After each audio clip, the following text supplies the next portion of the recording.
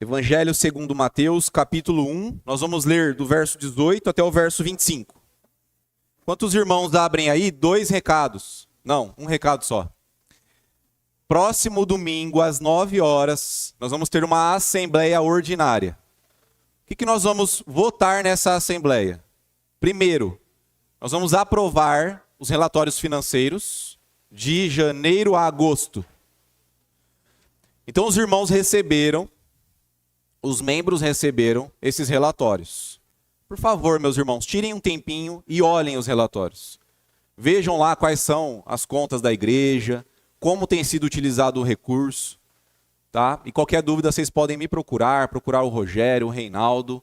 Nós estamos à disposição. Se você frequenta essa igreja também e tem contribuído e quer também ver o relatório, também pode pedir.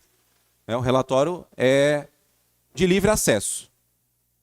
Então nós vamos votar esses meses. É importante que os irmãos tenham conhecimento do que está no relatório. Amém?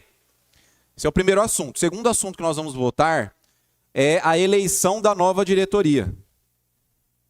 Então, os irmãos, se alguém quiser se auto-indicar ou indicar alguém, nós temos somente essa semana.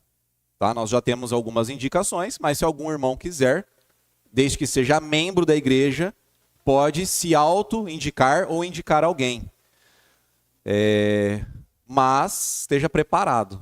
A Regiane, eu falei assim para ela, olha minha irmã, vamos, bora mais um ano? Ela falou, pastor, eu não aguento mais você. Socorro.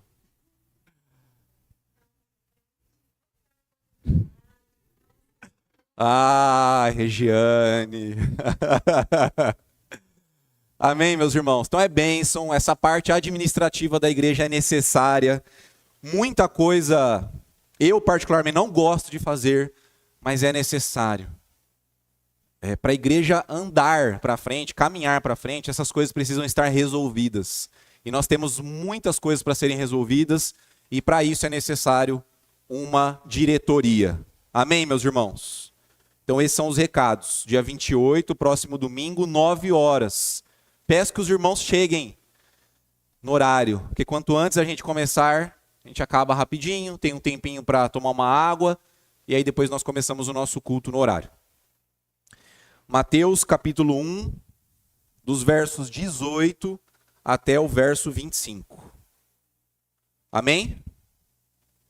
Nós acabamos, meus irmãos, os sermões em Tiago. Alguém chuta quantos sermões foram? Total, Tiago. 12 sermões, meus irmãos. Passou rápido, né? E é uma carta curtinha. Mas vamos lá. Em Mateus nós vamos fazer diferente. Eu não vou expor Mateus exaustivamente, versículo por versículo. Nós vamos nos atentar para algumas porções.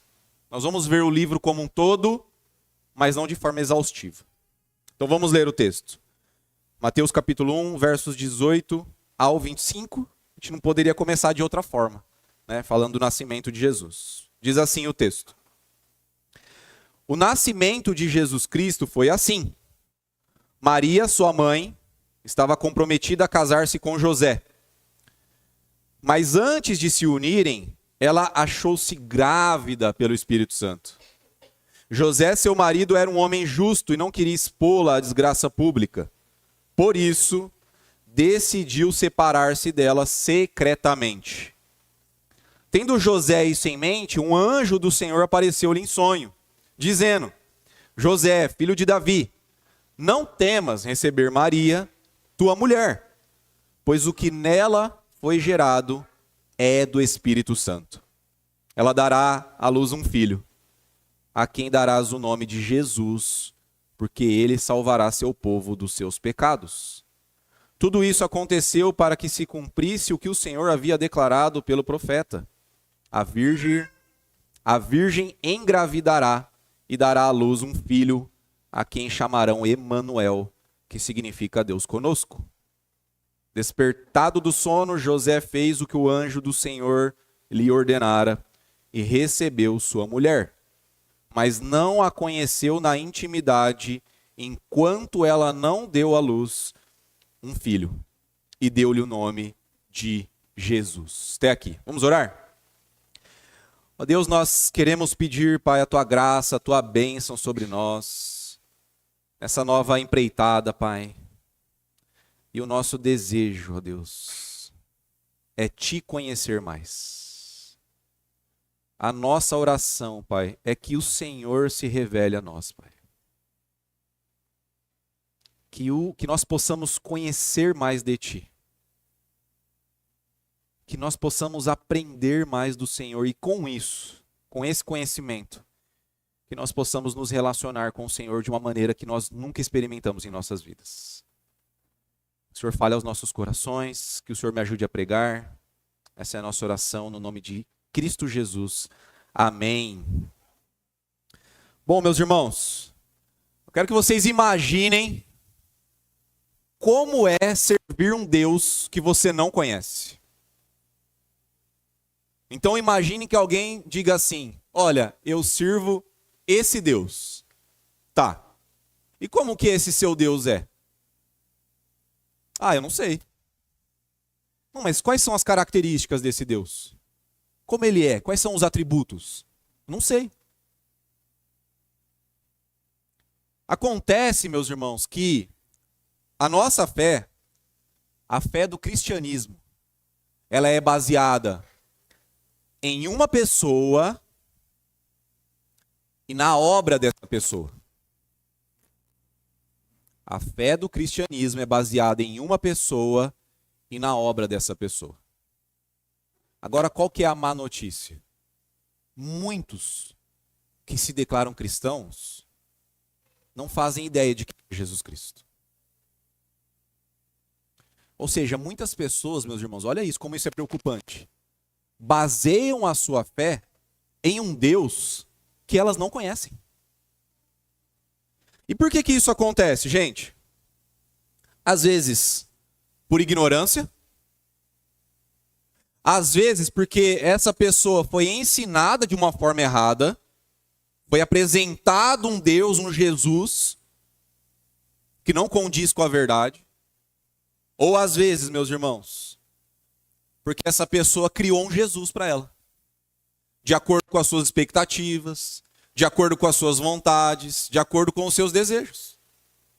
Ela foi lá, ela criou um Deus para si.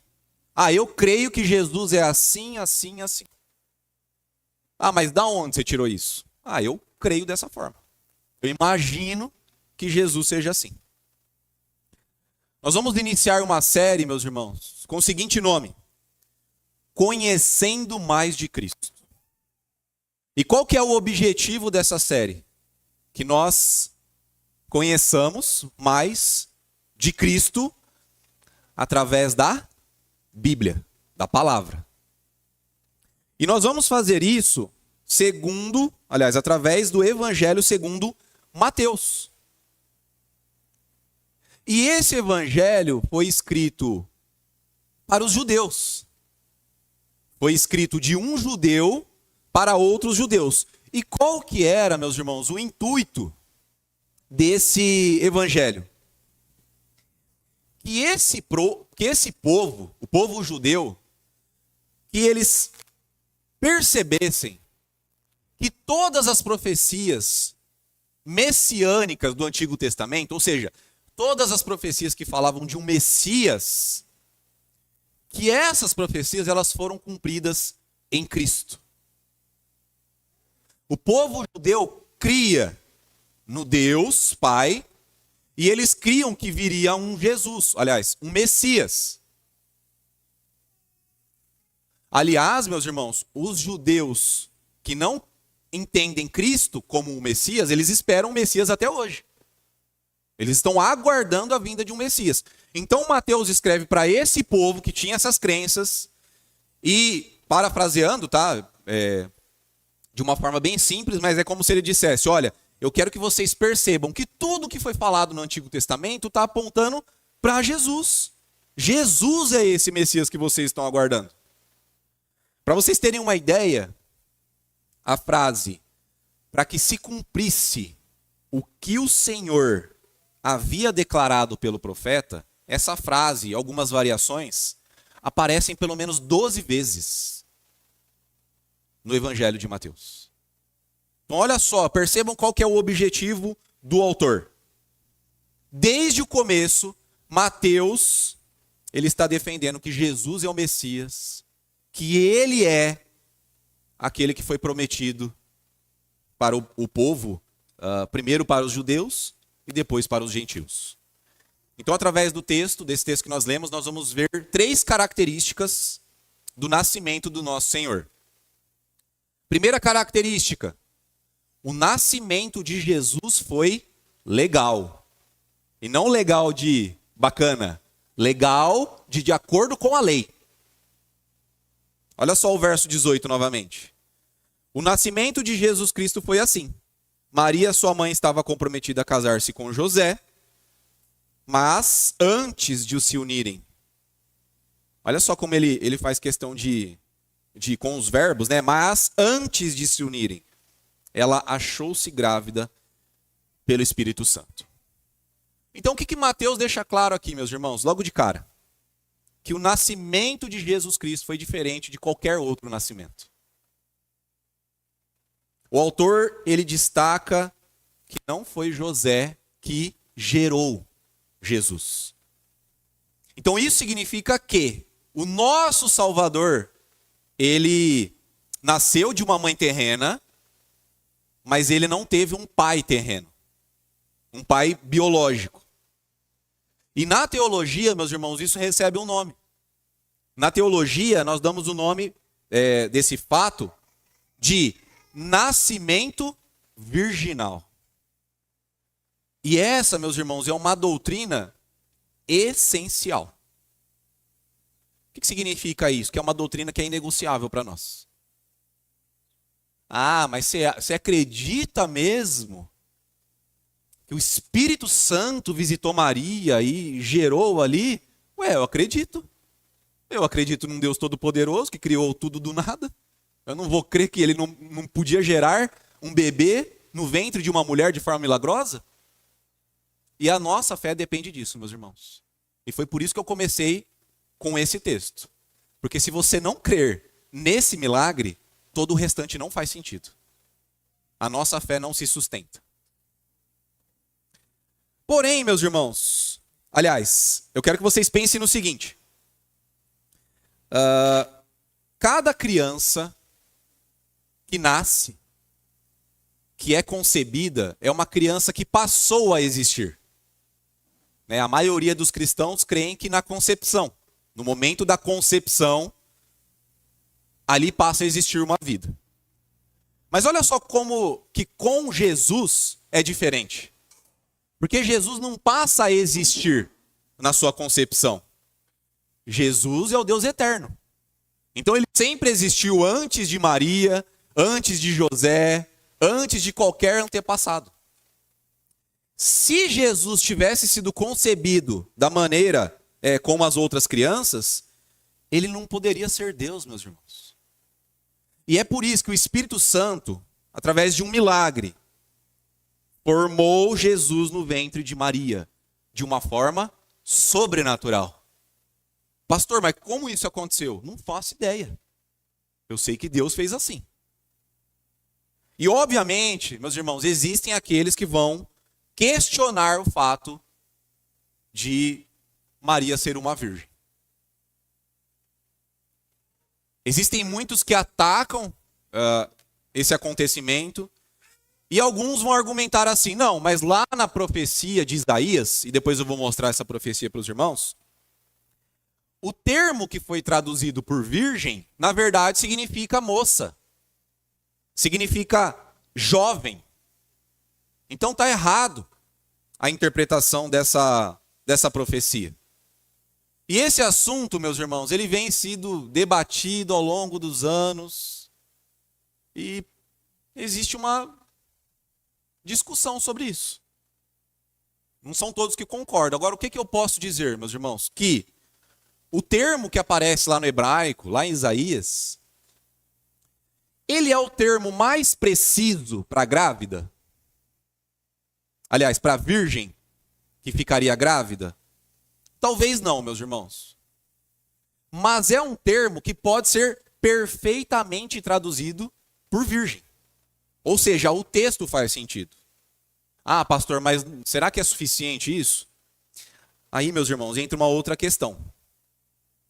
Nós, cristãos, eu creio assim, e eu acho que você também crê, na inspiração divina, nas Escrituras. Ou seja, os autores escreveram inspirados por Deus. E com isso eu quero mostrar que, quando Mateus interpretou a profecia de Isaías, dizendo, afirmando que era o cumprimento de uma virgem que ficou grávida, de forma milagrosa, eu creio que essa interpretação foi feita de forma inspirada. E é nisso que nós podemos confiar. Mas tem mais, meus irmãos. Para o povo judeu naquela época, o noivado ele era um contrato tão sério quanto o casamento. Só que existia uma única diferença. Aliás, uma diferença que nós podemos destacar. No noivado, homem e mulher não coabitavam. Eles não moravam juntos, eles não dormiam juntos. Os noivos eram chamados sim de marido e de esposa, e no final do noivado, o casamento se consumava, o casamento acontecia. E se uma mulher ficasse grávida durante o noivado, ela era considerada uma adúltera. Então olha só como que o noivado tinha o mesmo peso que o casamento. E isso significaria o quê, meus irmãos? Para o povo daquela época, né? Talvez não caiba para nós hoje, porque hoje o negócio está bagunçado. Mas naquela época seria um grande escândalo. Uma moça que está noiva ficar grávida. E é por isso, meus irmãos, que o texto diz que José queria separar de Maria secretamente. José era um homem piedoso. E ele não queria que houvesse difamação. Ele não queria que houvesse punição.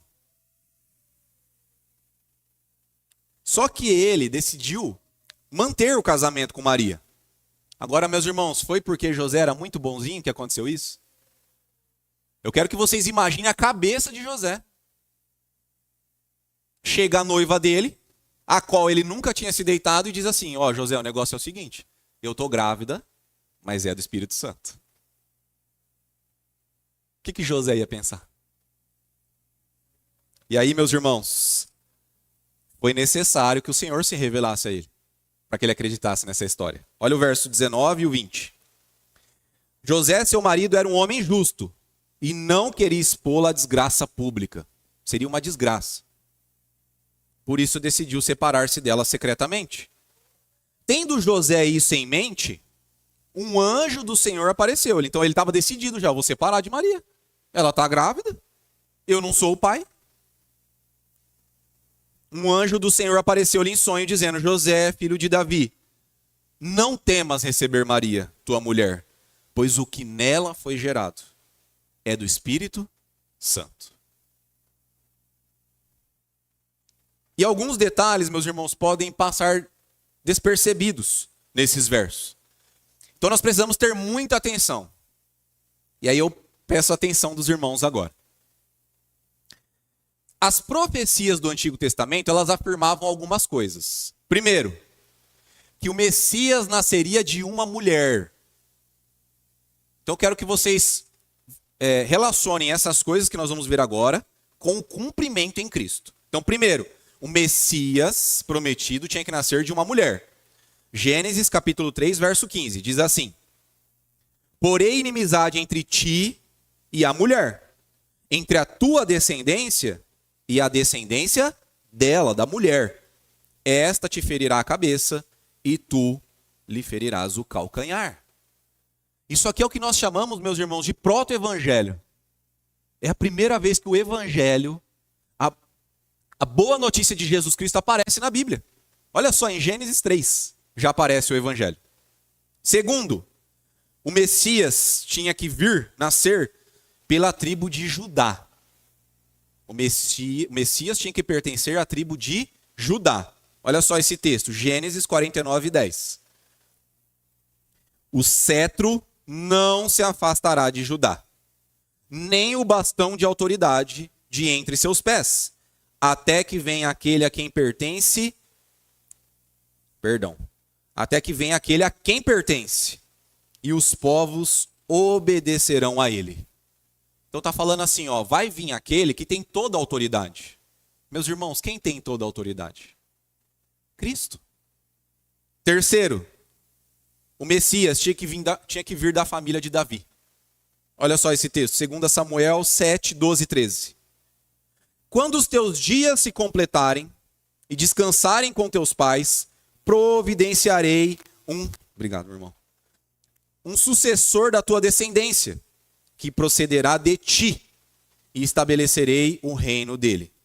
Ele edificará uma casa ao meu nome, e para sempre estabelecerei o trono do seu reino. Então, recapitulando, meus irmãos, olha só.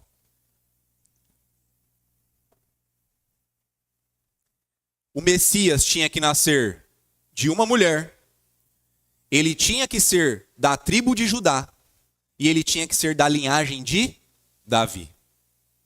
Olha como que o negócio não é tão simples, o cumprimento dessas profecias. Agora, eu quero que vocês prestem atenção em um determinado nome que aparece na genealogia de Jesus. Se vocês olharem na Bíblia de vocês, a gente pulou alguns versículos, porque os primeiros versículos citam a genealogia de Cristo. E eu quero que vocês prestem atenção em um nome que aparece aí. Está no verso 11 desse mesmo capítulo. Então, Mateus 1, 11. Diz o seguinte: Josias gerou Jeconias e seus irmãos na época do exílio na Babilônia.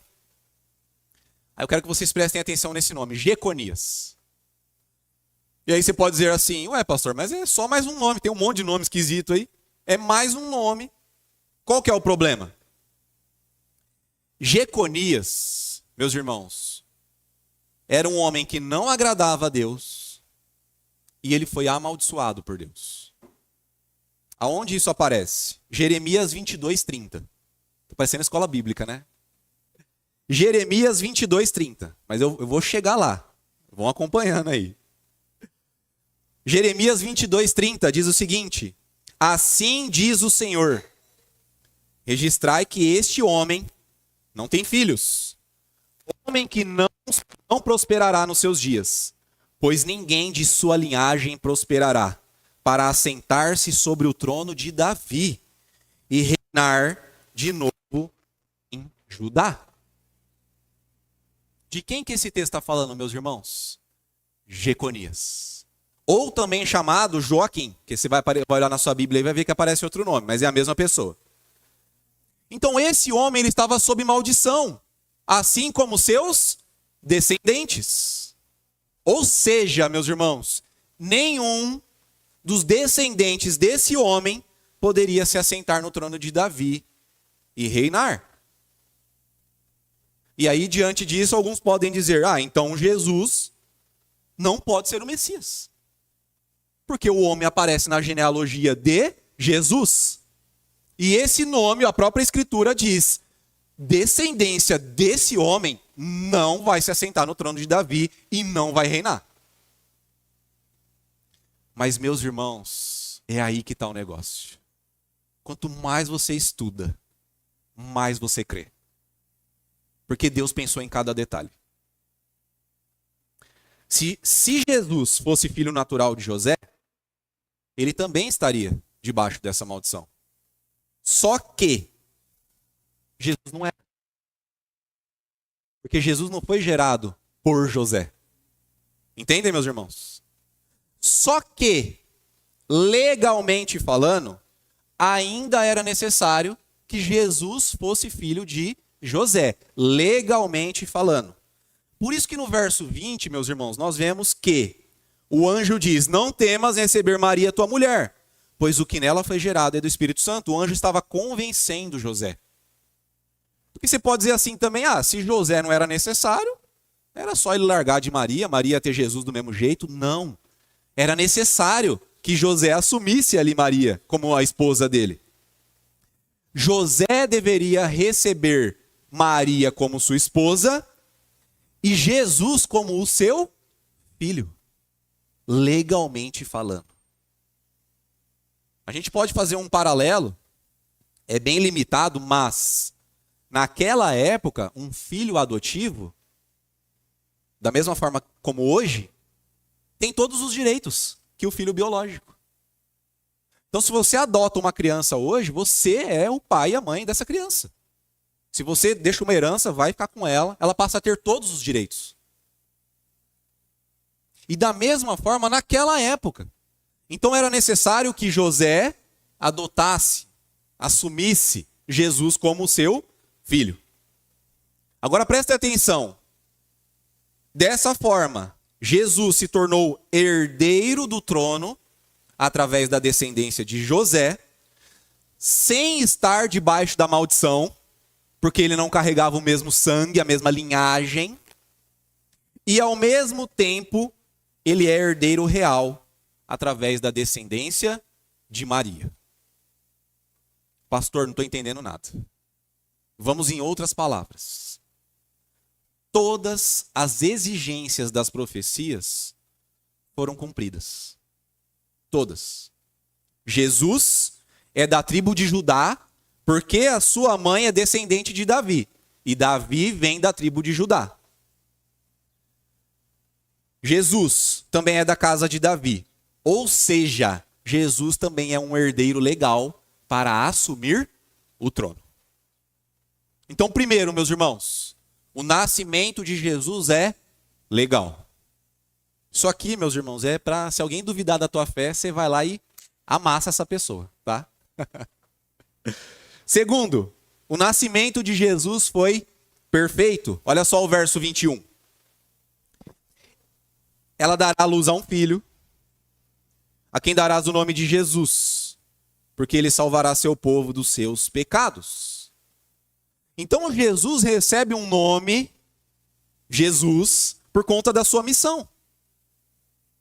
É justamente o que a presença de Cristo no nosso meio representa. Alguém para salvar o povo dos seus pecados. Só que esse plano, meus irmãos, de salvação é algo extremamente complexo. Porque eu quero que vocês comecem a desenhar algo na mente aí. Jesus é nascido de uma mulher, mas ele foi gerado pelo Espírito Santo. Então nós temos que pensar o seguinte: Jesus possuía duas naturezas. Jesus era completamente homem? Sim ou não, meus irmãos? Sim. E ele era completamente Deus? Sim. A própria Escritura diz, o Deus homem. Mas por que, meus irmãos, tinha que acontecer isso? Por que era necessário essas duas naturezas? Será que era algum capricho de Deus? Não, meus irmãos. O plano de salvação é perfeito. Então a gente tem que voltar um pouquinho para o Antigo Testamento e lá nós vemos que animais tinham que ser sacrificados por conta dos pecados do povo. Só que esse sacrifício, meus irmãos, ele acontecia uma única vez? Não. Ele precisava ser repetido, repetido e repetido. Por quê? Porque era um sacrifício imperfeito. Hebreus 9, 22 diz: sem derramamento de sangue não há perdão. Então, para que o sacrifício ele fosse perfeito, era necessário, meus irmãos, um homem ser castigado no lugar de outro homem. E é por isso que nós dizemos que a morte de Jesus ela foi substitutiva. Jesus substituiu você na cruz. Era para ser você lá. Mas Jesus tomou o seu lugar. Agora, quando a gente fala assim, tomou o meu lugar, talvez a gente não consiga perceber a grandeza disso. Eu quero que você pense a ira de Deus referente a todos os seus pecados, de toda a sua vida. O quanto você já desobedeceu a Deus, o quanto você já ofendeu ao Senhor. Agora imagine toda a ira de uma vida toda. É pouca ira, meus irmãos? É uma vida desagradando a Deus. Só que Jesus não recebeu a ira somente por causa dos seus pecados. Jesus morreu por um povo. Por todos aqueles que lhe pertenciam. Agora eu quero que vocês imaginem a ira de Deus sobre todos os pecados de todos os salvos. De toda a crueldade, de toda a maldade desses homens e mulheres. Toda essa ira estava sob Jesus Cristo. Será que um homem normal teria forças para suportar toda essa ira, irmãos? Não teria. Então ele tinha que ser Deus para receber esse castigo. Ele tinha que ser Deus para, assim como nós cantamos, ser esmagado e moído naquela cruz. Cristo não somente foi morto no nosso lugar, meus irmãos, como também ele foi provado e ele foi tentado. Aí você pode dizer, mas será que essa tentação foi real? Foi, meus irmãos, porque ele era homem. E ele experimentou aquilo que nós experimentamos. Uma tentação real, mas diferente de nós, diferente do primeiro Adão. Ele obedeceu de forma perfeita, ele cumpriu toda a lei, ele foi para a cruz sem pecado, e sem pecado, sem mancha, sem defeito, ele morreu no nosso lugar. Ele tinha que ser Deus, meus irmãos, para que ele vencesse não somente o pecado, mas a morte também, e ressuscitasse ao terceiro dia. Eu quero que vocês percebam como Jesus é o representante perfeito, tanto dos homens como de Deus. Deus exige que um preço seja pago para que haja salvação. E o homem precisa de perdão e de comunhão diante de Deus. E o que eu quero dizer com isso? Cristo resolve tudo. E por isso Mateus une a pessoa perfeita à missão perfeita. E eu afirmo para vocês, meus irmãos, ninguém mais seria capaz de fazer isso. Primeiro, o nascimento de Jesus foi legal. Segundo, o nascimento de Jesus foi perfeito. Terceiro e último, o nascimento de Jesus ocorreu em cumprimento profético. Versos 22 a 25, vamos ler novamente. Tudo isso aconteceu para que se cumprisse o que o Senhor havia declarado pelos profetas. Tudo isso aconteceu. A virgem engravidará e dará à luz um filho, a quem chamarão Emanuel, que significa Deus conosco. Despertado do sono, José fez o que o anjo do Senhor lhe ordenara e recebeu sua mulher, mas não a conheceu na intimidade, enquanto ela não deu à luz a um filho. E deu-lhe o nome de Jesus. Então esse termo, para que se cumprisse, meus irmãos, envolve várias profecias, mas eu quero mostrar uma aqui principal. Olha só, Isaías capítulo 7, verso 14. Antigo Testamento, livro do profeta Isaías diz: pois o Senhor mesmo vos dará um sinal. A virgem ficará grávida e dará à luz um filho, e ele se chamará Emanuel. O que isso significa, meus irmãos? Que a concepção e o nascimento de Jesus não foi um acontecimento aleatório. Não foi algo que aconteceu por um acaso, não foi uma medida provisória. Nós precisamos entender nessa manhã que nós estamos falando de algo que foi planejado na eternidade. E foi revelado entre os homens através de profecias. Quantos anos antes, meus irmãos, vocês acham que essa profecia aqui foi declarada? 700 anos, meus irmãos. Antes da concepção do nascimento de Cristo. Eu quero que vocês observem os 3 nomes que foram dados ao Filho de Deus nessa porção de texto. Primeiro, Jesus, que significa Salvador. Segundo, Cristo, que significa ungido, Messias. Jesus é o Messias. Esse é o seu título oficial. Terceiro, Emanuel, que descreve quem Deus é, quem Jesus é e quem Ele é. Ele é Deus. E mais do que isso, meus irmãos, Ele é Deus conosco. E diante disso você pode perguntar assim, pastor, foi bem teológico esse sermão, né? Mas o que isso tem a ver com a gente? O que isso tem a ver com nós aqui hoje? O que isso muda na nossa vida? O que isso muda na minha vida, pastor? E eu vou dizer o que muda. Primeiro, nós precisamos reconhecer, meus irmãos, que uma vida sem Deus não tem sentido. Sem Deus ninguém vive, apenas existe.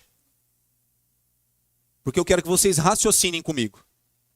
Sem Deus, a nossa origem é o acaso. É uma explosão, Regiane. Por que a gente está aqui? Porque explodiu. Por um acaso. Aí a matéria se organizou e formou nós aqui e nós estamos aqui agora. Mas não só a nossa origem, meus irmãos. Sem Deus, o nosso destino é simplesmente deixar de existir. Aí esses dias eu vi um corte de um vídeo e o questionamento era o seguinte. Você já parou para pensar que daqui 100 anos ninguém vai se lembrar de você? Você não vai existir mais. Todas as pessoas que são importantes para você provavelmente não vão existir. Se você não fez nenhuma grande coisa, né, para estar registrado em algum livro talvez, quem vai se lembrar de você? E se você não crê que Deus existe, é isso, meus irmãos. Acabou. Deu o último suspiro, morreu. Os bichos vão comer lá na terra. Acabou. Sem Deus não existe sentido para a vida, meus irmãos. Então olha só como é triste, por exemplo, o ateísmo. Por que você está aqui? Não sei. Para onde você vai? Acho que para lugar nenhum também. É isso, acabou. Hoje nós vivemos quantos anos? 80, 90, 100 anos? E acabou? Segundo, o que o nascimento, a concepção de Jesus tem a ver com você? Segundo, Deus nos ama de um jeito que nós não podemos entender. E por que eu digo isso, meus irmãos? Porque foi Ele quem veio ao nosso encontro. Foi Ele que se tornou humano, foi Ele que habitou no nosso mundo caído. E foi Ele, meus irmãos, que sentiu na pele o nosso egoísmo, a nossa ira, a nossa maldade. Ele veio para esse mundo aqui. E Ele nos amou de uma maneira inexplicável, meus irmãos.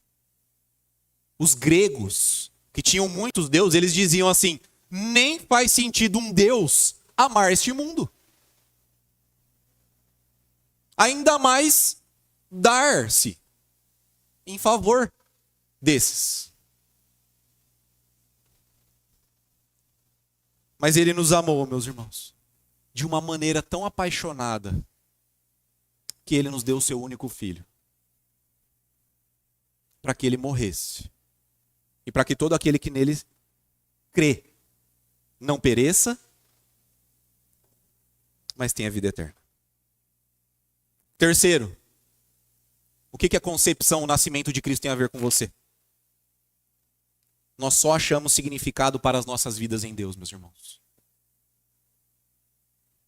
Quando Deus se fez presente, quando Deus ele veio para esse mundo, pessoas insignificantes, esses seres insignificantes, eles se tornaram significativos. O que eu quero dizer com isso? Que pessoas como Maria, José, os apóstolos, que eram seres insignificantes, eles acharam um significado para as suas vidas em Cristo. Então, isso acontece conosco também. Que significado tem a tua vida sem Deus, sem Cristo? Quarto, e essa é a parte mais importante, meus irmãos, prestem atenção. Saber essas coisas apenas intelectualmente não traz benefício nenhum, nem para mim e nem para você. Eu sei que Jesus nasceu através de uma virgem, eu sei disso. O fato de Jesus ter sido gerado no ventre de uma jovem e depois ter habitado no nosso meio só faz sentido, só traz benefícios se ele habitar no teu coração também. Quando ele passa a fazer parte, meus irmãos, da nossa existência, da sua existência, quando ele passa a ser a sua companhia diária, quando ele passa a ser o teu amigo mais chegado que o irmão, quando o amor de Cristo, a graça de Cristo, a misericórdia de Cristo passam a ser realidades experimentadas por você, e não somente doutrinas a serem aprendidas, decoradas, repetidas. O que eu estou dizendo com isso, meus irmãos? Que Jesus não é uma coisa a ser aprendida.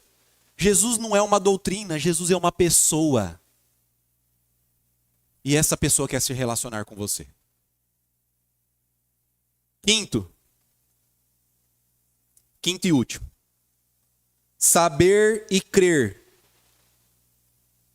que Jesus se encarnou na forma de um frágil bebê, no ventre daquela jovem, faz toda a diferença. Eu não perguntei lá no início, que diferença faz? Faz toda a diferença, meus irmãos. Sabe por quê?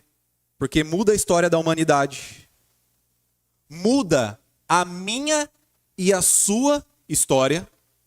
Muda a nossa forma de viver. Muda o nosso destino.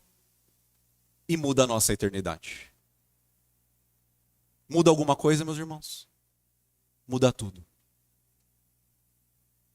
Então olha só como um acontecimento há milhares de anos atrás muda tudo em nossas vidas.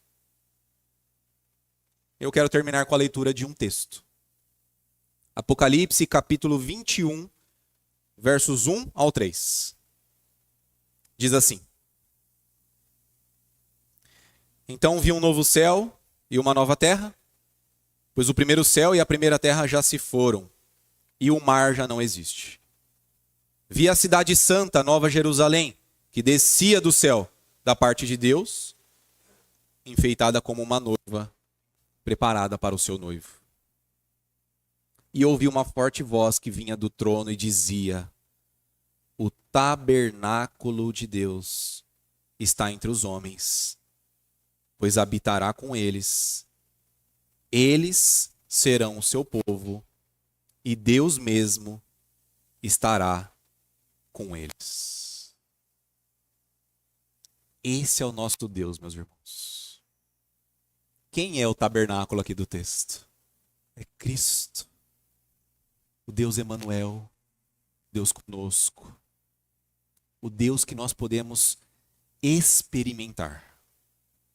Então, qual é o primeiro convite para você, meu irmão, minha irmã, diante dessa série que nós iniciamos? É para que você saiba que Jesus é uma pessoa e ela quer se relacionar com você, quer fazer parte da sua vida. Amém? Vamos orar? Feche seus olhos, curva a sua cabeça. Ó Deus, nós queremos te agradecer, Pai, por esse milagre. Pela forma como o Senhor, de uma maneira que nós não podemos entender e explicar, o Senhor decidiu habitar no nosso meio, Pai. E nós te louvamos por isso. Pelo dia em que o Senhor decidiu enviar o seu único filho para morrer por pecadores maus como cada um de nós aqui. Nós te agradecemos pela salvação em Jesus Cristo. Nós te agradecemos, Pai, porque o Senhor é um Deus presente. O Senhor é um Deus que não está indiferente com o seu povo. O Senhor é um Deus que está conosco, que nos ajuda nos momentos difíceis, que sara as nossas feridas, que nos levanta quando estamos caídos. e que nos salva quando estamos perdidos, Pai. Ó Deus, nós pedimos mais uma vez que o Senhor se revele a nós, Pai. Que através da sua palavra a nossa fé seja fortalecida. Nós não queremos, Pai, de forma alguma, e que o Senhor nos livre disso, de sermos cristãos nominais, que somente conhecem o Senhor de ouvir falar. Nós queremos conhecer o Senhor de verdade. Nós queremos experimentar mais do Senhor. Nós queremos nos parecer com o Senhor. Ó Deus, abençoa a nossa semana. Abençoa todos os meus irmãos que estão aqui, aqueles que não puderam vir. Que seja um domingo, Pai, abençoado debaixo da Tua presença. Um domingo de descanso, talvez de trabalho, Pai. Mas que nós possamos sair daqui renovados pela Tua graça, pela Tua misericórdia. Que o Senhor abençoe também, ó Deus, a nossa semana. Que o Senhor prepare os nossos corações, Pai. Que o Senhor prepare os nossos pensamentos. Que o Senhor prepare as nossas atitudes. Que o Senhor nos ajude a sermos cristãos fiéis, Pai. Que o Senhor nos preserve nessa semana. Que o Senhor nos livre do maligno.